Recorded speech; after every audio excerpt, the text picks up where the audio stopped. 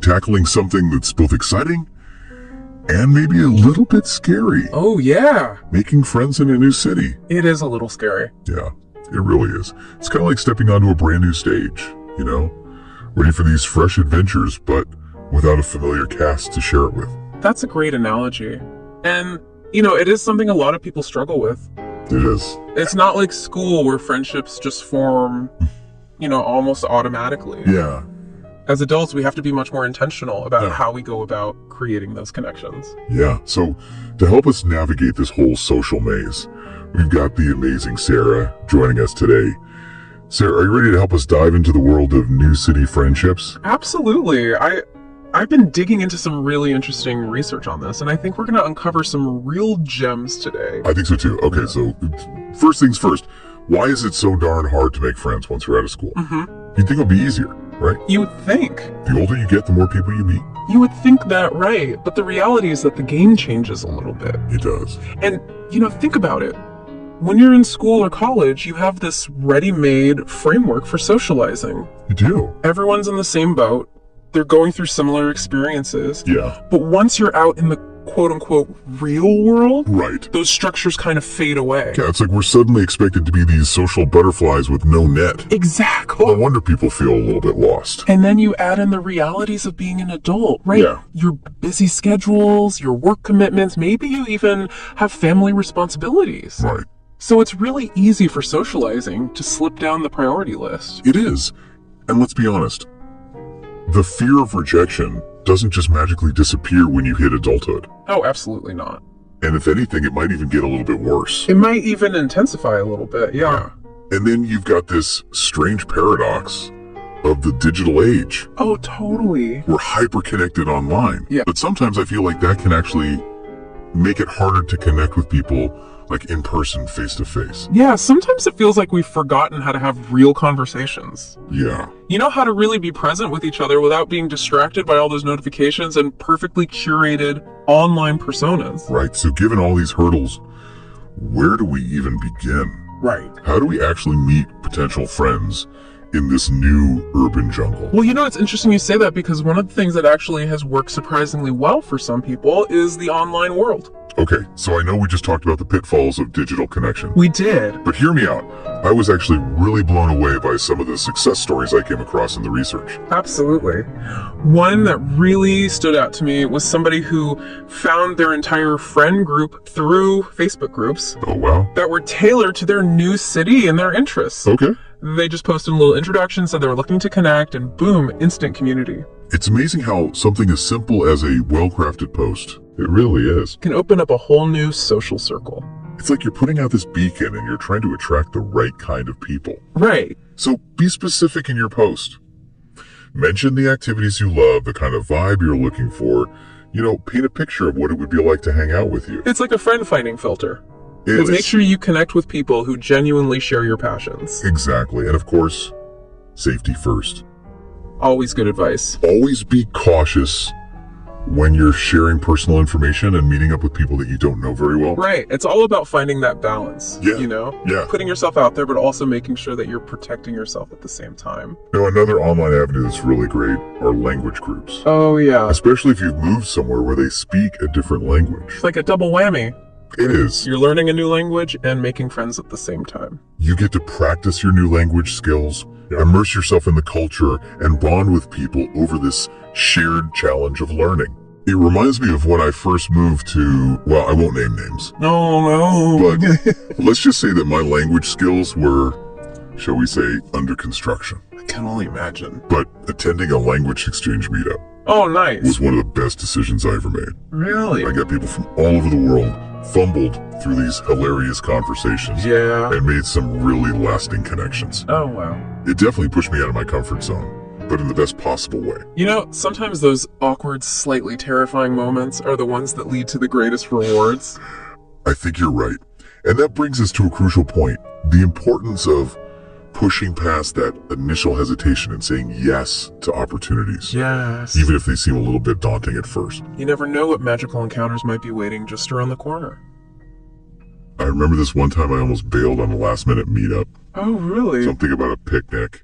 Wait, was this the slacklining picnic? You know it. Oh. I almost chickened out, but I forced myself to go, and I'm so glad I did. What happened? Oh, it was a hilarious disaster, but in the best way possible. Let's just say slacklining is not my forte, Okay. but I made some new friends while laughing at my own clumsiness. That's the spirit. And it really proves the point sometimes those most unexpected situations lead to the strongest bonds. They do. So we've explored some promising online avenues, but what about venturing out into the real world? Where can we go to encounter potential friends, quote unquote, in the wild? Well, the good news is the options are pretty much endless. It's like this buffet of social possibilities. Okay, because I'm already feeling a little overwhelmed I know, by the right? sheer number of choices. It's a lot. So the first thing I'd say is, before you go diving into a sea of strangers, take a look at your existing connections. You mean like reach out to friends of friends who might live in my new city? Exactly. Sometimes the people you're looking for are just 1 or 2 degrees of separation away. Oh, that's a good point. It's like tapping into this ready-made network of potential pals. It's amazing how often we overlook those connections. I know. And if you've recently started a new job, don't forget about your work colleagues. Oh yeah, work events can be a surprisingly good place to meet new friends. Especially those informal gatherings where you can kind of let your guard down a bit Right. and connect on a more personal level. So reach out to friends of friends, explore work connections, any other hidden gems in that network realm. You know, don't underestimate the power of just your wider social circle. Okay. You never know who might know someone who knows someone in your new city. Oh, that's true. It's like a social treasure hunt. You just have to ask the right questions. So I should be spamming LinkedIn with looking for friends posts. Maybe not spamming, but definitely don't be shy about putting some feelers out there. Okay. Casual conversations with friends and family can lead to some surprising introductions. You might be surprised who they know. Okay. I'm making a mental note to tap into that network power. Good. Yeah. Now, beyond leveraging those existing connections, the most powerful advice I can give is this. Follow your passions. Now you're speaking my language. Find the activities that light you up. Yes. Whether it's rock climbing or pottery or volunteering or, even something completely off the wall like slacklining, apparently. They don't knock it till you try it. That's right. The point is, when you're engaged in something that you genuinely enjoy, you naturally attract like-minded people. You do. It's like this magnet for friendships that are built on shared interests and values. It's all about finding your tribe. Exactly.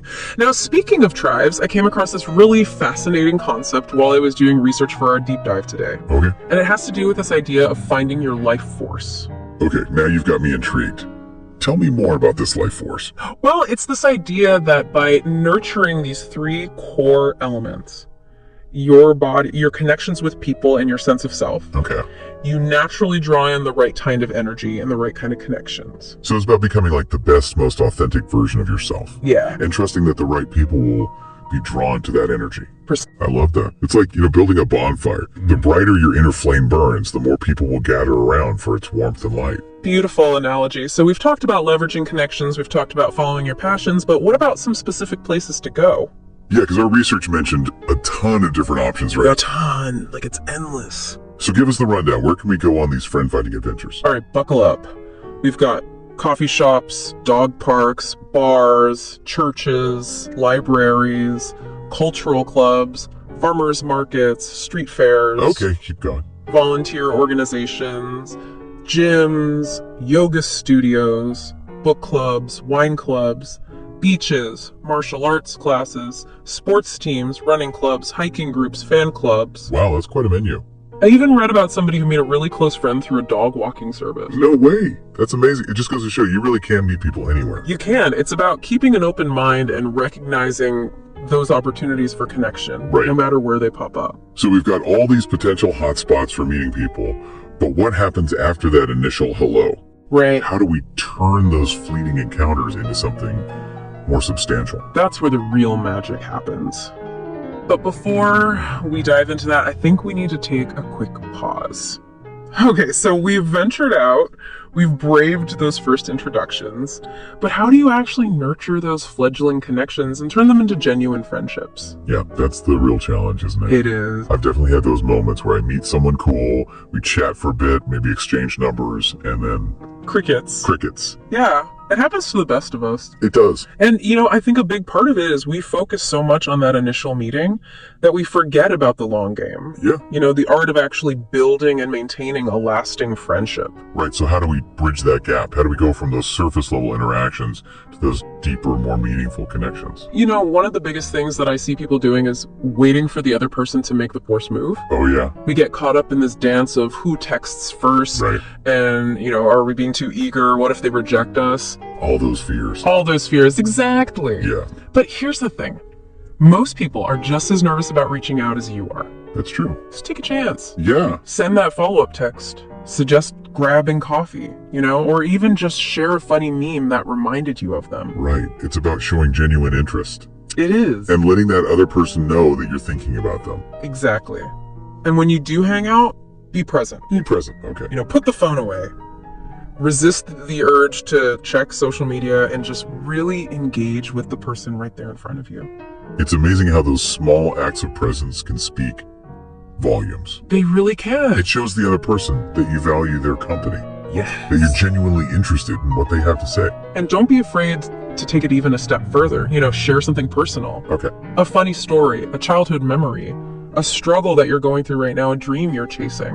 I think vulnerability can be really scary, but it's definitely the key to unlocking those deeper connections. It is. It's like you're inviting the other person to meet the real you. Yes. Not just that, polished version that you present to the world. Right, and when both people feel safe enough to let their guard down a little bit, Yes. that's where the magic happens. That's where the magic happens. So it's about that consistency in communication being present and just kind of gradually deepening those layers of vulnerability. I think so. And don't forget the power of shared experiences. Oh, yeah. Make time for each other, even if it's just a quick coffee or a walk in the park, Yeah. and be open to trying new things together. Speaking of trying new things, remember that time I attempted slacklining? How could I forget? It was epic. Well, that shared adventure, as disastrous as it was for my coordination, Yeah. really solidified the bond with those new friends. We still laugh about it to this day. That's what it's all about. Those shared experiences, especially the ones that push you out of your comfort zone a little bit, Right? create those lasting memories, and they just strengthen the connection. It's like weaving this tapestry of shared moments. Yes. The more threads you add, the richer and more intricate the design becomes. That's beautiful. And let's not forget about celebrating each other's successes too. Oh, that's so important. It is. I think we often focus on being there for each other during those tough times, We do. but celebrating those wins, big or small, Yes. can be just as bonding. Absolutely. It shows that you're genuinely invested in each other's happiness and growth. It's like being each other's cheerleaders. Yeah.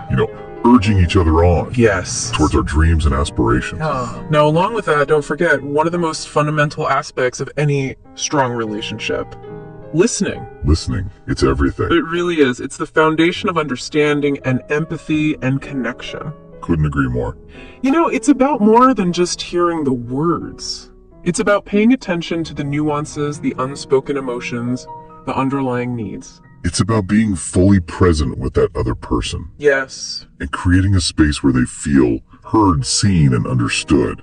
Exactly. And sometimes the most powerful form of listening is just being present with someone's pain Yeah, without trying to fix it or offer unsolicited advice. just holding that space for their emotions. Yes. Letting them know that you're there for them without judgment. Now, on that note, there's another crucial element we need to address: boundaries. Boundaries. Yes. Those invisible lines that protect our emotional well-being. Exactly. But how do we navigate those in the realm of friendship? It feels a little trickier than, say, setting boundaries with colleagues or acquaintances. You're right. It can be a little more delicate, but it's equally important. Okay. And, it starts with being honest with yourself about your needs and limits. So asking myself, what am I comfortable sharing? What are my non-negotiables in terms of how I want to be treated? Exactly. It's about honoring your own needs and values, Okay. and then communicating those boundaries to your friends clearly and respectfully. It's not about being controlling or demanding. No. It's about creating a safe and healthy space for that friendship to thrive. And remember, respecting your friends' boundaries is just as important as setting your own. Oh, absolutely. It's a two-way street. It is. Everyone has their own unique set of needs and limits. Right. And honoring those differences is key to creating that harmonious connection.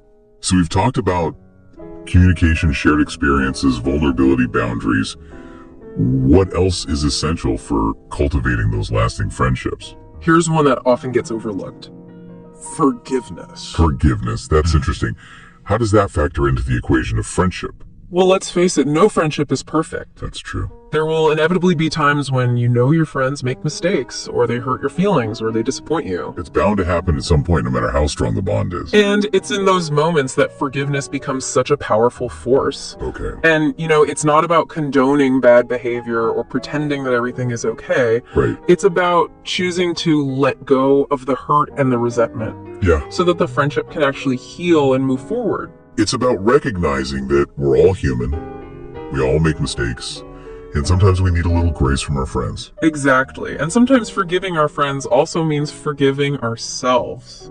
Now that's a really thought-provoking concept. It is. What do you mean by forgiving ourselves in the context of friendship? Well, sometimes we sabotage our own friendships because we're so afraid of making mistakes or letting people down. Oh yeah.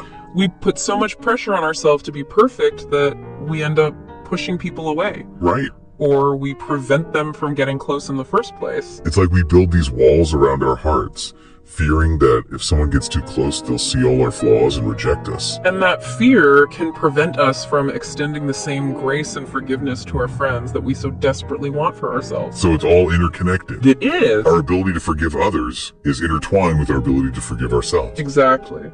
And one final thought on forgiveness. Sometimes the most important person to forgive is yourself.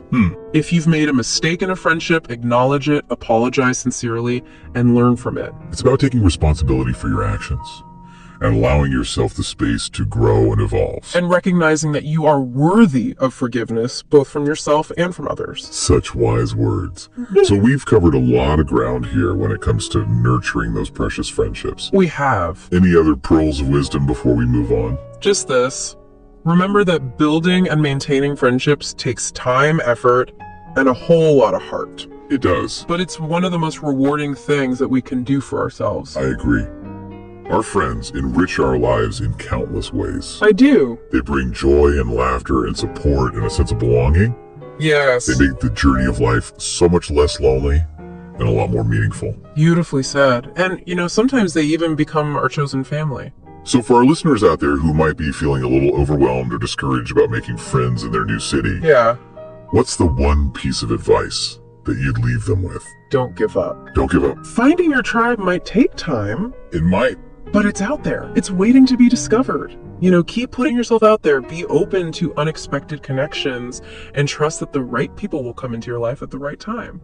So what I'm hearing is, be patient, be persistent, and be open to the magic of human connection. I love it. And that brings us to another really fascinating aspect of this whole friendship quest. It's about how our actual environment can impact Yeah. our ability to connect with others. Absolutely. So you're saying that our surroundings can actually make it easier or harder to make friends? It really can. I mean, some cities just have this more, vibrant social energy. Maybe they have a strong sense of community, tons of public spaces, or just a culture that really embraces openness and connection. So if you're feeling like you're hitting a brick wall socially, it might not be entirely your fault. It might not. Your city might just not be the most conducive to friend making. And sometimes, a change of scenery can really be like a breath of fresh air for your social life. But what if moving isn't an option? Right. What can we do to create that kind of friend-friendly atmosphere within our current city? That's such a good question. I think it starts with identifying those spaces and activities that make you feel, most comfortable and connected. Right. Maybe it's a cozy coffee shop, a bustling park, even a bookstore where you can just lose yourself in the stacks. I love that idea. It's about finding those little pockets of community It is! within that larger urban landscape. Exactly. And once you've found those spots, make them a regular part of your routine. Right. Become a familiar face, strike up conversations with the staff and the other regulars, see if there are any events or groups that you can join. It's like creating your own mini community within the city. Exactly. And you know what? Don't be afraid to be the initiator of those connections. Okay. Invite someone to join you for coffee. Strike up a conversation in line at the grocery store. Compliment someone on their awesome outfit. Those small gestures can be so powerful. You can. You just never know where they might lead. Yeah. Speaking of unexpected connections, I wanted to circle back to something we touched on earlier, the importance of being open to different kinds of friendships. So not limiting ourselves to people who are just like us. Exactly. I think sometimes we get so caught up in searching for friends who, mirror our own interests and personalities Yeah, that we miss out on the beauty of connecting with people who are different from us. I agree. It's those differences that can really enrich our lives and expand our perspectives. And I think that's especially important in a new city where you're surrounded by people from all walks of life. It's like this melting pot of possibilities for connection. So don't be afraid to step outside your comfort zone I agree. and connect with people who might not fit into your usual friend group. Yeah, maybe they have different hobbies, or they come from different backgrounds, or they just have different perspectives on life. But those differences can be so enriching. They really can. It's like adding more spices to the recipe of life. I love that. And speaking of spices, I think it's important to mention the role of diversity in building a truly thriving community. Oh, absolutely. When you say diversity, what exactly do you mean? When we surround ourselves with people who are all from the same background, Yeah. who share the same beliefs and experiences, we really limit our own growth and our understanding of the world. Right? It's like living in an echo chamber It is. where all you hear are your own thoughts and opinions reflected back at you. Exactly. But when we embrace diversity, whether it's diversity of age or race or ethnicity, gender identities, sexual orientation, or even just diversity of thought and experience, Yeah. we create a much richer, more vibrant, tapestry of human connection. It's like weaving all these different threads together to create something truly beautiful and unique. It is. And it's in those spaces of diversity where we can truly learn from each other, challenge our own biases and grow as individuals. So as we wrap up our deep dive into the art of making friends in a new city, what's the one piece of wisdom you'd leave our listeners with? Be patient with yourself. Okay. Building a new social life takes time. It does. And it's not always easy. There will be moments of frustration and loneliness and self-doubt. Right. But don't give up. Yeah. Keep putting yourself out there. Keep nurturing those connections and just trust that the right people will come into your life at the right time. It's like planting a garden. It is. You have to tend to those seeds of connection. Water them with kindness and authenticity, and be patient as they grow. Beautifully said. And sometimes those friendships blossom in the most unexpected ways. Well, Sarah, thank you so much for joining us on this incredible journey through the world of new city friendships. It's been my absolute pleasure. Your insights have been truly invaluable. I've enjoyed it so much. And for all of you listening out there, we would love to hear from you. We would. What resonated with you most? What are you going to try out in your own life?